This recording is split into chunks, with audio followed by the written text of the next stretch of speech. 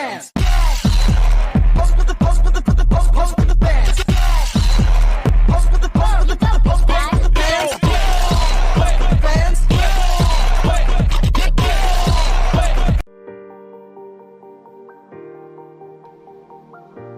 Tujuan pembelajaran. Yang pertama adalah bagaimana seharusnya manajer membangun kasus bisnis untuk akuisisi dan pengembangan sistem informasi baru. Yang kedua, apa tujuan proyek manajemen dan mengapa hal ini sangat penting dalam mengembangkan sistem informasi. Yang ketiga, apa saja faktor risiko utama dalam proyek sistem informasi. Yang keempat, bagaimana risiko proyek dikelola. Lalu yang terakhir, yaitu bagaimana MIS membantu karir saya. Yang pertama adalah pembelajaran 14.1. Bagaimana seharusnya manajer membangun bisnis. Manajer perlu menyusun kasus bisnis yang kuat untuk akuisisi dan pengembangan sistem informasi baru, mengatasi tantangan seperti penilaian nilai bisnis dan manajemen perubahan organisasi. Kasus bisnis adalah proposal yang merinci masalah, biaya, manfaat, dan risiko yang terkait dengan investasi TI. Ini membenarkan solusi yang dipilih dengan menunjukkan kesesuaiannya dengan tujuan strategis, pencocokannya dengan rencana sistem informasi keseluruhan, dan memberikan nilai kepada bisnis. Kasus bisnis juga mempertimbangkan solusi alternatif dan faktor penentunya sambil mengidentifikasi resiko potensial. Selanjutnya adalah faktor-faktor yang perlu dipertimbangkan dalam membuat kasus bisnis. Sebuah kasus bisnis yang kokoh tidak hanya menjelaskan solusi yang diusulkan, tetapi juga membahas perubahan organisasi yang mungkin terjadi. Di figur di samping menyoroti 7 faktor krusial untuk membenarkan sistem baru, termasuk tujuan strategis jangka panjang, peningkatan pengambilan keputusan, hubungan dengan pelanggan, kelangsungan di pasar, produk atau layanan baru, dasar keuangan, dan kesesuaian dengan rencana TI perusahaan. Proyek yang lebih kecil mungkin fokus pada elemen tertentu seperti pengambilan keputusan, sementara proyek yang lebih besar mempertimbangkan semua faktor ini dalam menyusun kasus bisnis. Materi yang selanjutnya adalah rencana sistem informasi. Rencana sistem informasi perusahaan adalah dokumen kunci yang dikembangkan oleh Chief Information Officer, disetujui oleh CEO dan Dewan Direktur setiap tahunnya. Ini mencakup tujuan dasar, status sistem, perkembangan baru, strategi manajemen, rencana implementasi, dan anggaran. Rencana ini penting untuk mengevaluasi proposal sistem spesifik, menyelaraskan Rencana ini penting untuk mengevaluasi proposal sistem spesifik, menyelaraskan TI dengan tujuan perusahaan, dan mengatasi keputusan kunci, teknologi, dan perubahan organisasi. Dalam proyek pengambilan keputusan, manajer perlu mengidentifikasi perbaikan yang memberikan nilai maksimal, dengan fokus pada perubahan organisasi, kebutuhan pelatihan, dan keselarasan dengan rencana keseluruhan. Materi selanjutnya adalah analisis portofolio. Analisis portofolio dalam pengembangan sistem mengevaluasi proyek dan aset, memperlakukannya seperti portofolio keuangan dengan profil risiko dan manfaat yang bervariasi. Industri yang mengandalkan informasi seperti keuangan mungkin mendapat manfaat dari proyek berisiko tinggi dengan manfaat yang tinggi, sedangkan industri non-informasi sebaiknya fokus pada proyek bermanfaat tinggi dengan resiko yang rendah. Idealnya, sistem dengan manfaat tinggi dan resiko rendah memberikan pengembalian awal dan resiko minimal. Dengan menyelaraskan analisis portofolio dengan strategi bisnis, perusahaan dapat mencapai pengembalian investasi yang superior pada aset TI dan koordinasi investasi TI yang lebih baik di seluruh organisasi. Oke, materi selanjutnya adalah model penilaian. Model penilaian atau scoring model berguna untuk memilih proyek ketika banyak kriteria harus dipertimbangkan. Model ini memberikan bobot pada berbagai fitur sistem dan menghitung total tertimbang. Dalam contoh pemilihan antara dua sistem perencanaan sumber daya perusahaan ERP, kriteria seperti pemrosesan, pesanan penjualan, manajemen investasi, dan gudang menjadi sangat penting. Model membantu para pengambil keputusan sepakat pada kriteria evaluasi. Bobot diberikan pada kriteria dan skor sistem ditentukan berdasarkan presentase kebutuhan yang dipenuhi oleh masing-masing alternatif. Materi terakhir yang akan saya jelaskan adalah menentukan biaya dan manfaat dari solusi. Rencana bisnis untuk solusi sistem melibatkan evaluasi, apakah itu merupakan investasi yang baik, mempertimbangkan keterkaitannya dengan tujuan strategis dan pemenuhan kebutuhan pengguna. Dari perspektif keuangan, fokusnya adalah apakah investasi sistem informasi tertentu menghasilkan pengembalian yang cukup untuk membenarkan biayanya. Nah, untuk menentukan biaya dan manfaat dari solusi dapat mempertimbangkan 3 aspek, yaitu yang pertama adalah biaya dan manfaat sistem informasi. Manfaat sistem informasi tertentu mungkin tidak dapat diukur secara langsung, namun dapat menghasilkan keuntungan yang terukur seiring berjalannya waktu. Sistem transaksional dan clerical biasanya menawarkan manfaat yang lebih nyata dibandingkan sistem informasi manajemen atau sistem pendukung keputusan. Misalnya, peralihan BDO Kanada ke Microsoft Project Online menghasilkan peningkatan produktivitas dan penurunan biaya operasional.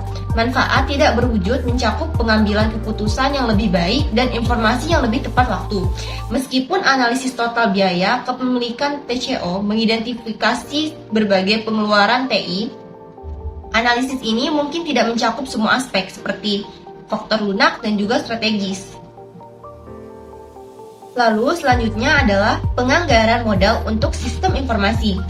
Model anggaran modal termasuk metode payback, ROI, NPV, dan IRR mengevaluasi proyek investasi modal jangka panjang dengan membandingkan biaya dan manfaat serta mempertimbangkan aliran kas dari waktu ke waktu.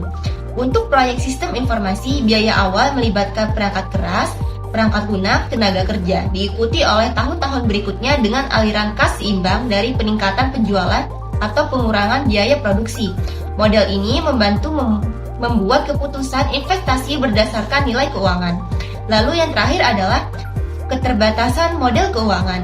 Model keuangan untuk sistem informasi seringkali mengabaikan aspek sosial dan organisasional yang dapat mempengaruhi biaya dan manfaat sebenarnya.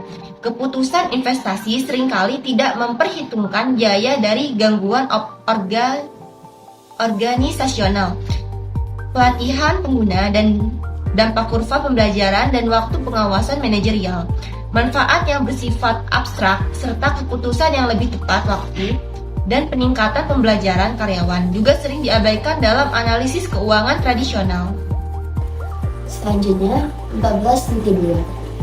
Apa tujuan manajemen proyek dan mengapa hal ini sangat penting dalam pengembangan sistem informasi?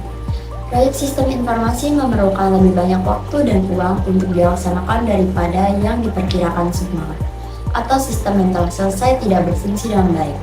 Pengembangan sistem baru harus dikelola dan diatur secara hati-hati, dan cara suatu proyek dilaksanakan kemungkinan besar merupakan faktor paling penting yang mempengaruhi hasilnya. Proyek pelarian dan kegagalan sistem. Proyek pengembangan sistem tanpa pengelolaan yang tepat kemungkinan besar akan mengalami konsekuensi berikut. Yang pertama, biaya yang jauh melebihi anggaran. Yang kedua, kelambatan waktu yang tidak terduga. Yang ketiga, kinerja teknis yang kurang dari yang diharapkan. Dan yang keempat, kegagalan memperoleh manfaat yang diharapkan. Suatu sistem mungkin dirancang dengan antarmuka pengguna yang buruk. Output sistem mungkin ditampilkan dalam format yang terlalu sulit untuk dipahami. Situs web mungkin membuat pengunjung enggan menjelajah lebih jauh jika halaman web berantakan dan tidak tertata dengan baik. Jika pengguna tidak dapat dengan mudah menemukan informasi yang mereka cari, atau jika memerlukan waktu terlalu lama untuk mengakses dan menampilkan halaman web di komputer pengguna. Selain itu, data dalam sistem mungkin memiliki tingkat ketidakakuratan atau ketidakkonsistenan yang tinggi. Informasi di bidang tertentu mungkin salah atau ambigu, atau mungkin tidak diatur dengan baik untuk tujuan bisnis. Informasi yang diperlukan untuk fungsi bisnis tertentu mungkin tidak dapat diakses karena datanya tidak lengkap. Selanjutnya, tujuan manajemen proyek. Proyek adalah serangkaian kegiatan terkait yang direncanakan untuk mencapai tujuan bisnis tertentu. Proyek sistem informasi mencakup pengembangan sistem informasi baru, peningkatan sistem yang sudah ada, atau peningkatan atau penggantian infrastruktur teknologi informasi atau TI perusahaan. Manajemen proyek mengacu pada penerapan pengetahuan, keterampilan, alat, dan teknik untuk mencapai target tertentu dalam batasan anggaran dan waktu tertentu. Aktivitas manajemen proyek mencakup perencanaan, pekerjaan, penilaian risiko, estimasi sumber daya, yang dibutuhkan untuk menyelesaikan pekerjaan, mengorganisasikan pekerjaan, memperoleh sumber daya manusia dan material, menugaskan tugas, mengarahkan kegiatan, mengendalikan pelaksanaan proyek, melaporkan kemajuan dan menganalisis hasilnya. Terdapat 5 variabel utama manajemen proyek. Yang pertama, ruang lingkup, mendefinisikan pekerjaan apa yang termasuk atau tidak termasuk dalam suatu proyek. Yang kedua, waktu, yaitu jumlah waktu yang dibutuhkan untuk menyelesaikan komponen utama suatu proyek. Yang ketiga, biaya, berdasarkan pada waktu penyelesaian suatu proyek dikalikan dengan biaya sumber daya manusia yang diperlukan untuk menyelesaikan proyek tersebut. Yang keempat, kualitas adalah indikator seberapa baik hasil akhir suatu proyek memenuhi tujuan yang ditentukan oleh manajemen. Yang kelima, risiko, mengacu pada potensi masalah yang dapat mengancam keberhasilan suatu proyek. Materi selanjutnya yaitu apa saja faktor risiko utama dalam proyek sistem informasi. Faktor risiko utama dalam proyek sistem informasi yaitu ada 2, dimensi risiko proyek dan manajemen perubahan dan konsep implementasinya. Dimensi risiko proyek, yang pertama ada ukuran proyek. Semakin besar proyek, semakin besar pula risikonya. Proyek sistem berskala sangat besar memiliki tingkat kegagalan 50 hingga 75% lebih tinggi dibandingkan proyek lain karena proyek tersebut rumit dan sulit dikendalikan. Yang kedua ada struktur proyek. Beberapa proyek memiliki struktur yang lebih tinggi dibandingkan proyek lainnya. Persyaratannya jelas dan lugas sehingga keluaran dan proses dapat ditentukan dengan mudah. Pengguna tahu persis apa yang mereka inginkan dan apa yang harus dilakukan oleh sistem. Hampir tidak ada kemungkinan bagi pengguna untuk berubah pikiran. Proyek seperti ini memiliki risiko yang jauh lebih rendah dibandingkan dengan proyek yang persyaratannya relatif tidak terdefinisi, berubah-ubah dan terus berubah. Yang ketiga, eksperimen dengan teknologi. Risiko proyek meningkat jika tim proyek dan staf sistem informasi tidak memiliki keahlian teknis yang diperlukan. Jika tim tidak terbiasa dengan perangkat keras, perangkat lunak sistem, perangkat lunak aplikasi atau sistem manajemen basis data yang diusulkan untuk proyek tersebut, kemungkinan besar proyek tersebut akan mengalami masalah teknis atau membutuhkan waktu lebih lama untuk diselesaikan karena perlunya menguasai keterampilan baru. Selanjutnya, manajemen perubahan dan konsep implementasinya. Yang pertama ada konsep implementasi. Implementasi mengacu pada semua aktivitas organisasi yang berupaya untuk mengadopsi, mengelola, dan rutinisasi suatu inovasi, seperti sistem informasi baru. Dalam proses implementasi, analisis sistem merupakan agen perubahan. Analisis tidak hanya mengembangkan solusi teknis, tetapi juga mendefinisikan ulang konfigurasi, interaksi, aktivitas pekerjaan, dan hubungan kekuasaan berbagai kelompok organisasi. Yang kedua ada peran penggunaan akhir. Partisipasi pengguna dalam desain dan pengoperasian sistem informasi mempunyai beberapa hasil positif.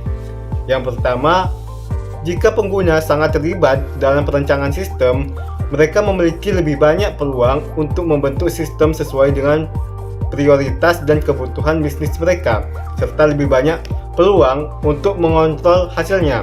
Kedua, mereka lebih mungkin bereaksi positif terhadap sistem yang telah selesai karena mereka telah menjadi partisipan aktif dalam proses perubahan.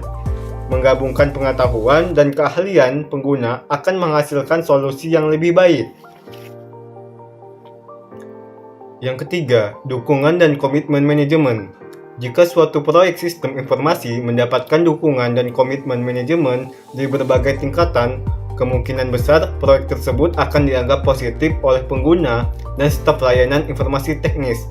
Kedua kelompok akan percaya bahwa partisipasi mereka dalam proses pembangunan akan mendapatkan perhatian dan prioritas yang lebih tinggi. Mereka akan diakui dan dihargai atas waktu dan upaya yang mereka curahkan untuk implementasi. Yang keempat, tantangan manajemen perubahan untuk manajemen proses bisnis, aplikasi perusahaan, serta merger dan akuisisi. Tantangan tinggi dalam inovasi dan implementasi bisnis. sering mengakibatkan tingkat kegagalan yang signifikan. Proyek manajemen yang melibatkan perubahan organisasi dan penggantian teknologi lama serta aplikasi perusahaan seringkali gagal memberikan manfaat yang telah dijanjikan. Penyebab utama melibatkan penerapan yang buruk dan manajemen perubahan yang tidak efektif, terutama dalam mengatasi kekhawatiran karyawan terhadap perubahan. Integrasi sistem dalam proyek merger dan akuisisi juga memiliki tingkat kegagalan serupa, menghambat realisasi manfaat yang diantisipasi. Materi selanjutnya adalah bagaimana resiko proyek dikelola. Langkah pertama dengan melibatkan identifikasi sifat dan tingkat resiko yang dihadapi proyek. Pelaksana kemudian dapat menangani setiap proyek dengan alat dan pendekatan manajemen resiko yang disesuaikan dengan tingkat resikonya. Tidak semua resiko dapat diidentifikasi sebelumnya, namun dengan manajemen proyek yang terampil, sebagian besar resiko dapat diidentifikasi. Mengelola kompleksitas tim. Pemimpin proyek memerlukan pengalaman teknis dan administratif yang mendalam. Mereka harus mampu mengantisipasi masalah dan mengembangkan hubungan kerja yang lancar di antara tim yang sebagian besar bersifat teknis. Tim harus berada di bawah kepemimpinan seorang manajer dengan latar belakang teknis dan manajemen proyek yang kuat. Dan anggota tim harus sangat berpengalaman. Pertemuan tim harus sering dilakukan. Keterampilan atau keahlian teknis penting yang tidak tersedia secara internal harus diperoleh dari luar organisasi. Alat perencanaan dan pengendalian formal. Dua metode yang paling sering umum digunakan untuk mendokumentasikan rencana proyek adalah grafik Gantt dan grafik board. Bagian Gantt mencantumkan kegiatan proyek dan tanggal awal dan penyelesaian yang sesuai. Bagian Gantt secara visual mewakili waktu dan durasi berbagai tugas dalam proyek pengembangan serta persyaratan sumber daya manusia mereka. Itu menunjukkan setiap tugas sebagai batang horizontal yang panjangnya sebanding dengan waktu yang diperlukan untuk menyelesaikannya. Meskipun grafik Gantt menunjukkan ketika kegiatan proyek dimulai dan berakhir, mereka tidak menggambarkan ketergantungan tugas, bagaimana satu tugas terpengaruh jika yang lain berada di belakang jadwal, atau bagaimana tugas harus dipesan. Baik di sisi kanan ada bagian Gantt, secara grafis menggambarkan tugas-tugas proyek dan hubungan timbal baliknya. Bagian ini mencantumkan aktivitas spesifik yang membentuk suatu proyek dan aktivitas yang harus diselesaikan sebelum aktivitas tertentu dapat dimulai. Bagian ini menggambarkan suatu proyek sebagai diagram jaringan yang terdiri dari node, bird, baik lingkaran atau persegi panjang, yang mewakili tugas proyek. Setiap node diberi nomor dan menunjukkan tugas, durasinya, tanggal mulai, dan tanggal penyelesaian. Arah panah pada garis menunjukkan urutan tugas dan menunjukkan kegiatan mana yang harus diselesaikan sebelum dimulainya aktivitas lain. Baik pada gambar ini, tugas dalam node 2, 3, dan 4 tidak tergantung satu sama lain dan dapat dilakukan secara bersamaan, tetapi masing-masing tergantung proyek setelah menyelesaikan tugas pertama. Teknik manajemen proyek ini dapat membantu manajer mengidentifikasi bottleneck dan menentukan dampak masalah yang akan terjadi pada penyelesaian proyek. Mereka dapat juga membantu mengembang sistem mempartisi proyek segmen yang lebih kecil dan lebih mudah dikelola dengan hasil bisnis yang jelas dan terukur. Teknik pengendalian standar berhasil memetakan kemajuan proyek bertentangan dengan anggaran dan tanggal target sehingga penyimpangan dari rencana dapat diketahui. Baik, meningkatkan keterlibatan pengguna dan mengatasi retensi pengguna. Jika pengguna suatu sistem bersifat sukarela, pengguna dapat memilih untuk menghindarinya. Jika pengguna itu bersifat wajib, penolakan akan berupa peningkatan tingkat kesalahan, gangguan, pergantian, dan bahkan sabotase. Oleh karena itu, strategi implementasi tidak hanya harus mendorong partisipasi dan keterlibatan pengguna, namun juga harus mengatasi masalah kontra implementasi. Strategi untuk mengatasi penolakan pengguna mencakup partisipasi pengguna, pendidikan dan pelatihan pengguna, keputusan dan kebijakan manajemen, dan insentif yang lebih baik bagi pengguna yang bekerja sama. Desain untuk organisasi. Ergonomi mengacu pada interaksi manusia dan mesin di lingkungan kerja. Ini mempertimbangkan desain pekerjaan, masalah kesehatan, dan antarmuka pengguna akhir sistem informasi. Meskipun aktivitas analisis dan desain sistem seharusnya mencakup dalam analisis dampak organisasi, bidang ini secara tradisional telah diabaikan. Desain sosioteknik yang diharapkan mampu menghasilkan sistem informasi yang memadukan efisiensi teknis dengan kepekaan terhadap kebutuhan organisasi dan manusia, yang mengarah pada kepuasan kerja dan produktivitas yang lebih tinggi. Oke, yang terakhir, alat perangkat lunak manajemen proyek. Perangkat ini biasanya memiliki kemampuan untuk mendefinisikan dan mengurutkan tugas, menetapkan sumber daya untuk tugas, menetapkan tanggal mulai dan berakhir untuk tugas, melacak kemajuan pada tingkat individu dan tingkatan, dan memfasilitasi modifikasi pada tugas dan sumber daya. Banyak yang mengotomatiskan pembuatan bagan dan port, serta menyediakan alat komunikasi, kolaborasi, dan sosial. Selanjutnya akan dilanjutkan oleh teman saya. Baik, materi selanjutnya mengenai bagaimana manajemen information system membantu karir. Sistem informasi manajemen atau manajemen information system atau disebut juga dengan MES telah menjadi tulang punggung bagi kemajuan dan keberhasilan organisasi di era digital ini. Namun, penting juga untuk memahami bagaimana MES dapat berperan sebagai katalisator dalam pengembangan karir individu. MES juga memainkan beberapa peran penting seperti membawa dampak besar dan dalam mengambil keputusan yang informasional. Informasi yang akurat dan real-time diberikan oleh MES memungkinkan seorang profesional membuat keputusan yang lebih tepat waktu dan juga berbasis data. Lalu, manajemen proyek dan tugas menjadi lebih terstruktur dan terkelola dengan baik berkat kontribusi MES atau Manajemen Information System. Kemampuan untuk merencanakan, melacak, dan melaporkan proyek membantu membangun reputasi sebagai pemimpin yang dapat mengelola dengan sukses. Tidak hanya itu, MES juga memberikan kontribusi besar dalam pengembangan strategi bisnis. Dengan analisis data yang mendalam, seorang profesional dapat memahami tren pasar, menganalisis kinerja bisnis, dan merencanakan strategi yang lebih baik. Lalu, keamanan informasi menjadi semakin penting dan lingkungan bisnis yang terus berkembang, dan MES membantu dalam melindungi informasi sensitif dan mengelola resiko keamanan. Kemampuan untuk mengelola keamanan informasi tidak hanya menciptakan lingkungan kerja yang aman, tetapi juga meningkatkan kepercayaan atasan dan rekan kerja terhadap profesionalisme seorang individu.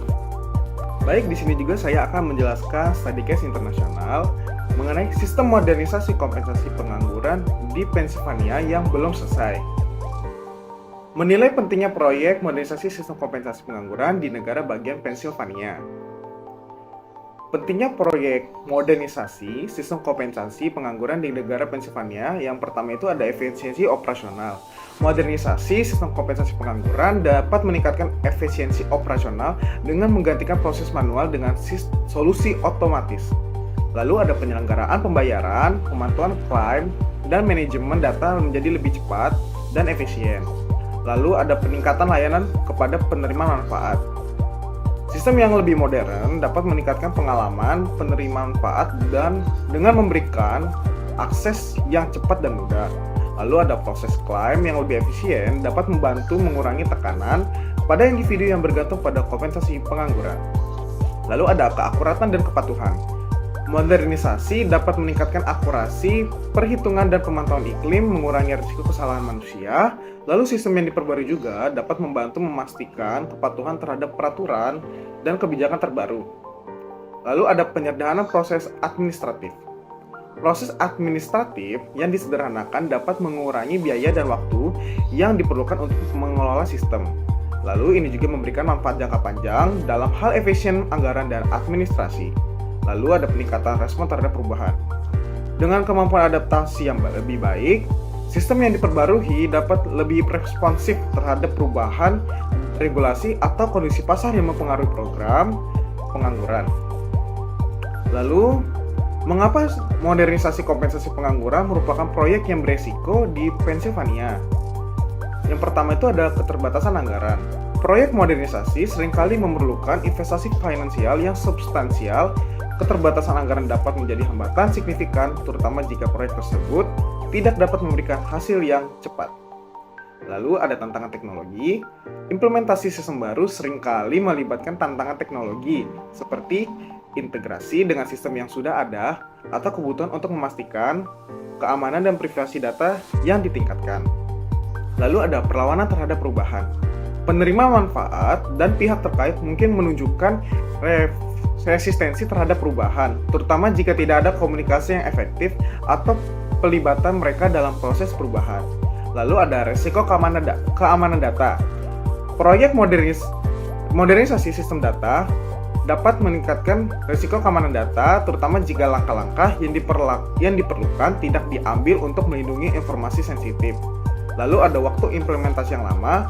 Proyek modernisasi sering memerlukan waktu yang lama untuk implementasi penuh. Selama periode ini, sistem baru harus berjalan seiring dengan sistem yang lama, yang dapat menciptakan ketidakpastian dan resiko operasional. Studi kasus nasional. Perusahaan retail nasional yang awalnya berfokus pada toko fisik mengidentifikasi peluang untuk meningkatkan pengalaman pelanggan melalui ekspansi e-commerce.